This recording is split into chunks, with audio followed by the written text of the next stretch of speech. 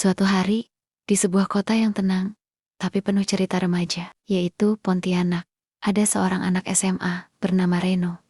Dia bukan anak yang menonjol, bukan juga yang populer di sekolah. Reno lebih suka duduk di pojokan kelas, main gitar kecil kesayangannya, atau sekadar nulis hal-hal random di buku catatan. Orang-orang bilang Reno itu aneh, karena dia nggak suka ikut keramaian. Padahal sebenarnya, dia cuma nyaman jadi dirinya sendiri. Tapi ya gitu, di sekolah, anak kaya Reno sering banget jadi sasaran ejekan. Ada yang bilang dia cupu, ada yang bilang dia sok misterius. Walau nggak ditunjukkan, dalam hati Reno sering sakit hati.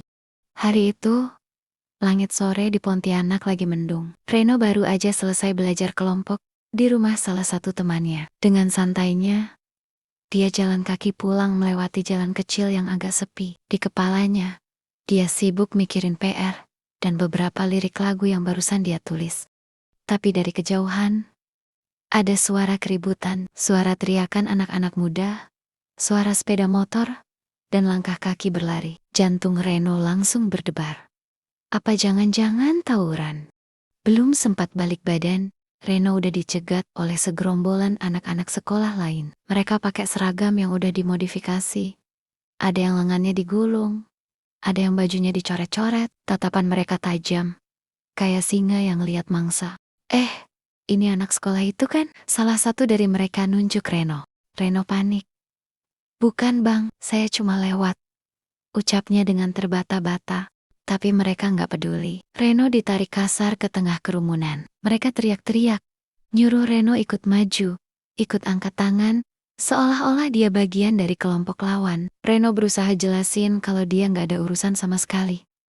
Tapi semua sia-sia. Dan disitulah malam itu berubah jadi mimpi buruk buat Reno. Pukulan pertama mendarat di bahunya, disusul tendangan di kakinya. Reno jatuh tersungkur ke tanah yang becek. Matanya panas dan bukan cuma karena rasa sakit, tapi juga karena perasaan gak terima. Dia gak salah, tapi kenapa harus dia yang jadi korban?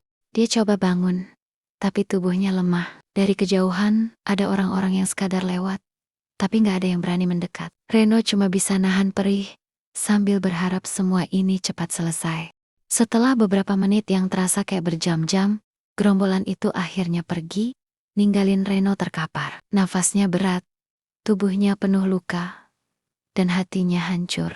Malam itu, Reno pulang dengan jalan terseok-seok. Sampai di rumah, dia langsung rebah di kasur, menatap langit kamarnya. Air matanya jatuh tanpa bisa ditahan. Di kepalanya, hanya ada satu pertanyaan yang berulang-ulang. Kenapa gue yang harus ngalamin ini? Sejak malam itu, Reno gak pernah lagi sama seperti dulu. Luka di tubuhnya memang sembuh setelah beberapa minggu, tapi luka di hatinya, itu jauh lebih dalam. Setiap kali dia lewat jalan sepi, dia selalu teringat suara teriakan, tatapan marah, dan rasa sakit saat dipukul. Secara perlahan Reno berubah. Senyum yang dulu sesekali muncul di wajahnya hilang begitu saja. Di sekolah, dia makin diam, tapi di dalam dirinya mulai tumbuh api kecil. Api itu bernama dendam. Dia janji dalam hati, suatu saat nanti, semua orang yang pernah meremehkannya bakal lihat sisi lain dari dirinya. Sejak malam nahas itu, Reno gak lagi jadi anak yang sama. Dia memang masih duduk di kelas yang sama, masih pakai seragam yang sama, tapi hatinya udah berubah. Kalau dulu Reno dikenal pendiam, sekarang tatapannya sering kosong, kadang tajam. Teman sekelasnya bilang, Reno sekarang kayak orang yang nyimpen sesuatu. Hari-hari awal setelah kejadian itu, Reno lebih sering menyendiri. Tapi pelan-pelan, rasa takut yang dulu menghantuinya berubah jadi tekad. Dia mulai berpikir, kalau gue gak kuat, orang-orang bakal terus nindas gue. Kalau gue gak lawan luka ini, bakal terus keulang. Dan tekad itulah yang akhirnya bikin Reno mendekat ke lingkaran anak-anak nongkrong yang dikenal keras. Awalnya dia cuma ikut nongkrong di warung kopi pinggir jalan. Hanya diam, cuma dengerin cerita orang. Tapi lama-lama, Reno belajar banyak hal dari mereka. Bukan cuma soal gaya bicara yang tegas, tapi juga cara jaga diri kalau ada yang nyari masalah. Reno belajar gimana caranya berdiri dengan percaya diri, gimana caranya tatap mata orang lain tanpa mundur. Bagi sebagian orang, mungkin sepele, tapi bagi Reno itu seperti menemukan dirinya yang baru. Semakin hari, anak-anak di lingkungannya mulai ngeliat Reno, bukan lagi si cupu dari pojokan kelas, tapi cowok yang berani. Ada satu kejadian yang bikin nama Reno langsung naik. Suatu sore, di dekat lapangan bola, ada anak lain yang coba ngejek dia. Reno yang dulu mungkin bakal diam, tapi kali ini beda. Dia maju, menatap langsung, dan dengan suara tenang, tapi tegas, dia bilang, "Jangan ulangi lagi." Dan anehnya, yang suka mengejek itu malah mundur. Dari situlah, orang-orang mulai segan. Lambat laun, Reno makin akrab dengan dunia baru ini. Nongkrong larut malam, ikut diskusi anak-anak yang suka cerita soal tawuran. Bahkan beberapa kali ikut nimbrung, kalau ada masalah kecil. Tapi di balik itu semua, Reno masih nyimpen satu hal yang gak bisa hilang. Dendam. Setiap kali dia sendirian di kamar, bayangan malam ketika dia dipukuli muncul lagi. Tatapan orang-orang yang nyeret dia, teriakan-teriakan keras, dan rasa sakit waktu tubuhnya ditendang. Semua itu bikin dadanya sesak. Gue harus balas. Gue harus bikin mereka ngerasain apa yang gue rasain. Begitu bisikan hatinya. Dan kesempatan itu akhirnya datang. Malam itu, Reno lagi nongkrong sama beberapa teman barunya di pinggir jalan. Tiba-tiba, matanya menangkap sosok yang familiar. Anak itu jalan sendirian, pakai seragam SMA yang sama kayak dulu. Cuma sekarang dia terlihat lebih dewasa. Jantung Reno langsung berdetak kencang. Itu adalah salah satu anak yang dulu ikut mukulin dia. Reno ingat jelas wajahnya. Tangannya gemetar, bukan karena takut, tapi karena hasrat buat ngebales. Dalam kepalanya udah ada rencana, dia bisa aja maju sekarang, nyeret anak itu, dan bikin dia jatuh di tanah kayak dulu. Tapi Reno nggak langsung bergerak, dia memperhatikan lebih lama. Dan yang dia lihat malah bikin hatinya campur aduk. Anak itu nggak lagi kelihatan sombong kayak dulu. Langkahnya pelan, wajahnya murung, matanya kayak menyimpan beban, seolah-olah dia juga lagi dihantui masa lalu. Reno menelan ludah. Kenapa gue malah lihat dia kayak gini? Bukannya dia dulu bikin gue sakit, dipikirnya. Malam itu, Reno nggak jadi nyerang, dia cuma duduk. Meremas tangannya kuat-kuat, ada suara dalam hatinya yang berperang. Satu sisi pengen balas dendam, dan di sisi lain mulai ragu. Teman-temannya sempat nanya, "Ren, kenapa lo diam aja?" Itu kan salah satu dari mereka. Reno hanya jawab pelan, "Enggak sekarang." Dan sejak momen itu, Reno makin bingung sama dirinya sendiri. Di satu sisi dia udah berubah jadi cowok yang ditakuti banyak orang. Anak-anak yang dulu ngebully dia, sekarang mundur teratur kalau ketemu. Tapi di sisi lain, setiap kali dia punya kesempatan buat balas dendam, hatinya kayak nahan. Setiap malamnya, Reno jadi gelisah. Reno sadar balas dendam ternyata nggak sesederhana yang dia kira. Ada sesuatu yang lebih dalam, sesuatu yang bahkan bikin dia takut sama dirinya sendiri. Beberapa minggu setelah pertemuan itu, Reno makin sering kepikiran. Malam-malamnya selalu gelisah, dan kadang dia bangun tengah malam, duduk di pinggir kasur lalu ngelamun. Di satu sisi, dia merasa puas, karena sekarang banyak orang segan sama dia. Anak-anak yang dulu ngeremehin, sekarang gak ada yang berani macam-macam. Tapi di sisi lain, hatinya terasa kosong.